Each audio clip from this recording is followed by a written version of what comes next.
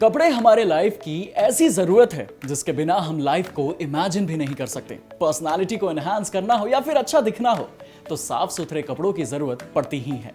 एक समय था जब कपड़ों को मां धोया करती थी, मगर समस्या ये थी कि कपड़ों को धोने से हमारी माओ के हाथ, कोमल हाथ सख्त हो जाते थे।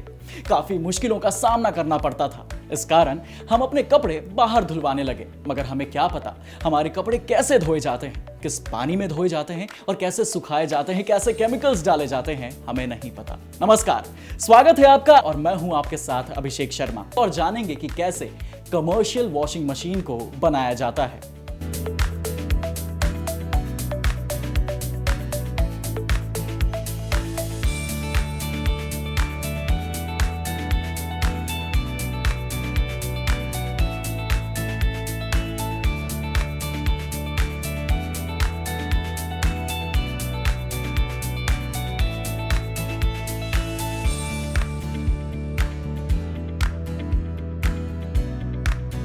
मेरा नाम निर्वी मखीजा है।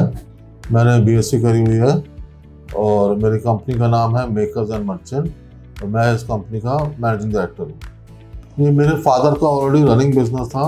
हमारा ये ऑलमोस्ट 1976 से था। मैंने कॉलेज के बाद उन्हीं को ज्वाइन करा।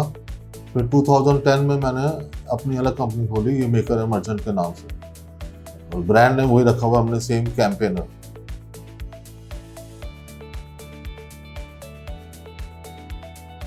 देखो, मिनिमम तो मैन्युफैक्चरिंग यूनिट जो है कम से कम 500 स्क्वायर यार्ड की होनी चाहिए।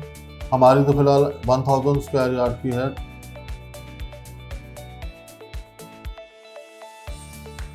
देखो, रॉ मटेरियल तो वही मैंने बताया, ऐसे हैवी प्लेट लगती है इसमें 4 mm 5 mm की, स्टेनलेस स्टील लगेगा 1.6 mm 2 mm का, फिर वी बेड लगती है, मोटर लगेगी, फिर स्विच गेयर्स लगेंगे, इंडिकेटिंग लाइट होते हैं, पीएलसी भी लगती है, आजकल वेरिएबल फ्रीक्वेंसी ड्राइव आती है वो भी लगती है।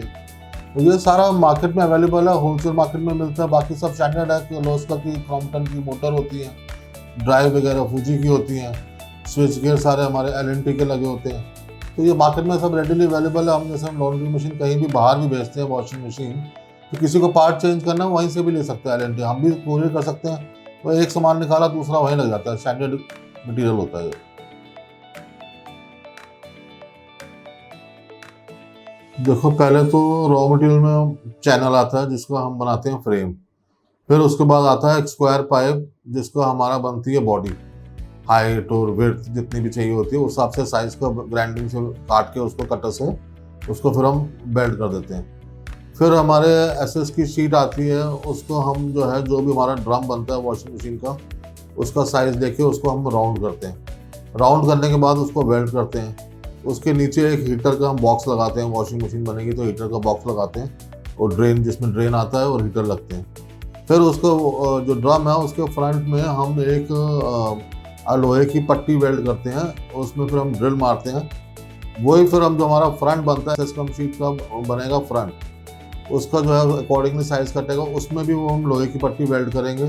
फिर दोनों ड्रम की पट्टी, उसको दोनों को हम आपस में बोल्टिंग कर देंगे।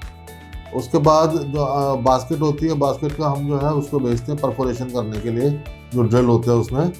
उसके बाद उसको भी हम राउंड करते हैं। फिर उसमें बास्केट में लिफ्टर्स लगते हैं 3, जो कपड़े को उठा के नीचे फेंकती है।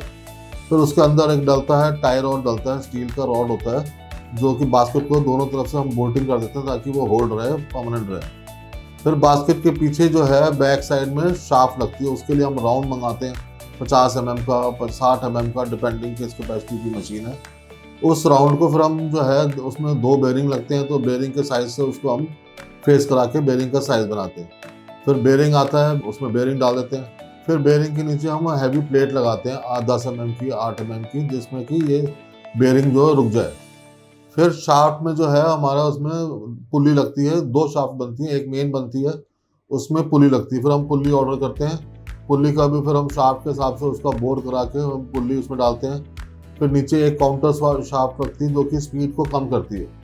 फिर एक मोटर आएगी, हमारी मोटर ज़्यादातर 1400 RPM की होती है या 900 RPM की होती है। फिर मोटर, क्योंकि हमें स्पीड कम करनी होती है, हमारे को वॉशिंग मशीन में चाहिए होती है स्पीड 35 to 40 RPM, मोटर की होती है 1400 RPM। तो उसको हम स्पीड कम करने के लिए हम मेन पुली और काउंटर पुली से स्पीड कम करते हैं। या फिर कभी जो है हम बड़ी मशीन होती है तो उसमें हम गियर बॉक्स लगाते हैं, रिड्यूसिंग गियर बॉक्स, जिससे कि स्पीड कम हो जाए। मोटर गियर बॉक्स लगती है। फिर उसके बाद आता है पैनलिंग का काम। एक कंट्रोल पैनल का बॉक्स बनता है, उसमें सारे पैनल लगते हैं, स्विचेस लगते हैं, जो कि ऑटोमेटिक हीटर को ऑन करेगा, टेम्परेचर सेट करेगा। हमारी washing machine clockwise anti clockwise घूमती है, उसको ऑटो रिवर्सिंग करने के लिए होता है। फेज ऊपर नीचे ना हो तो फेज के लिए कंट्रोल होता है कि एक फेज आ रहा है तो मशीन स्विच ऑफ हो जाएगी। रिले कॉन्टैक्टर वगैरह लगते हैं, मोटर प्रोटेक्शन के लिए लगता है, फ्यूजेस वगैरह। फिर उसके बाद वायरिंग लगती है। वायरिंग भी हमारी 1.5 mm से लेकर 2 mm, 3 mm, 6 mm, 8 mm सब तरीके की वायर लगती है इसमें। उसके बाद सारा ये हम होके उसके बाद साइड पे शीट आती है लोहे की, उससे साइड पे कवर बनते हैं वॉशिंग मशीन के। उसको फिर वो पेंट होता है। पेंट होने के बाद फिर हम ट्रायल लेते हैं, कपड़ा डाल के भी ट्रायल लेते हैं, पानी में कपड़ा डाल के पूरी अच्छी तरह मशीन चलाते हैं एक दिन। उसके बाद फिर उसको साफ सुफ करके अपना फिर हम पैक कर देते हैं उसको गनी बैग से और कोरुगेटेड शीट से उसको हम पैक कर देते हैं। मिनिमम तो कब स्टार्ट करने के लिए अब देखो डिपेंड करता है कितनी कैपेसिटी। जैसे हमारी मंथली जो है 15-20 मशीनों की कैपेसिटी है, तो हमारे को कम से कम 30-40 आदमी हमारे लगते हैं। स्मॉल स्केल में शुरू करना चाहे तब भी उसको 5-6 मैन पावर तो चाहिए ही है। एक वेल्डर चाहिए, एक पेंटर चाहिए, और एक तो फैब्रिकेटर चाहिए, एक फिनिशर चाहिए, फिटर चाहिए। 5-6 लोग तो चाहिए ही है।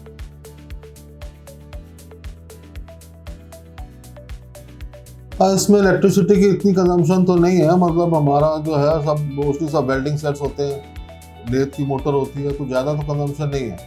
आप आओ तो 20-25 kVA से आप इंडस्ट्री अच्छी खासी चला सकते हो इसमें।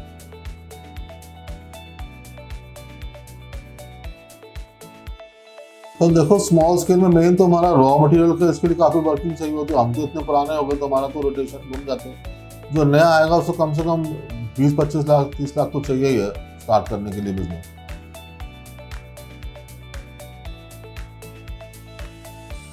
प्रॉफिटेबिलिटी देखो डिपेंडिंग करता है सर, 30% से लेकर 20% भी है।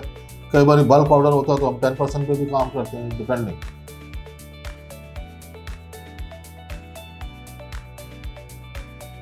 वेस्टेज तो खैर ज़्यादा नहीं होते, मोस्टली साइड के कॉर्नर्स वगैरह जो कट होते हैं वो वही होते हैं। बाकी तो हम, क्योंकि हमारा तो पूरा डिज़ाइन होता है सारा मशीनों का, तो ड्राइंग के हिसाब से करता है, तो वी ट्राई कि वेस्टेज ना हो। वेस्टेज भी होती है, जैसे एसएस की वेस्टेज होगी, मेनली रॉ में सिर्फ स्टेनलेस स्टील और एमएस शीट की होती है। वो जैसे एसएस अब 300 रुपये का हम खरीदते हैं अगर नया वाला, तो 150 में उसका स्क्रैप भी बिक जाता है। तो वेस्टेज तो आप लेके चलो हार्डली 10 से 15% वेस्टेज है, ज़्यादा नहीं।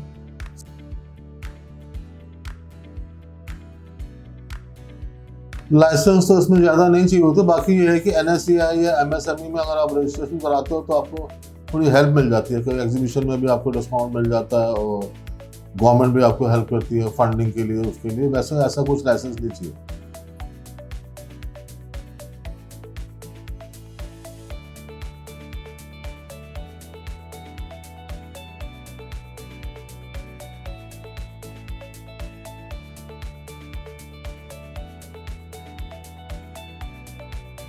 तो देखा आपने कैसे कमर्शियल वॉशिंग मशीन को बनाया जाता है। इस वीडियो के माध्यम से आपने जरूर कुछ ना कुछ सीखा होगा।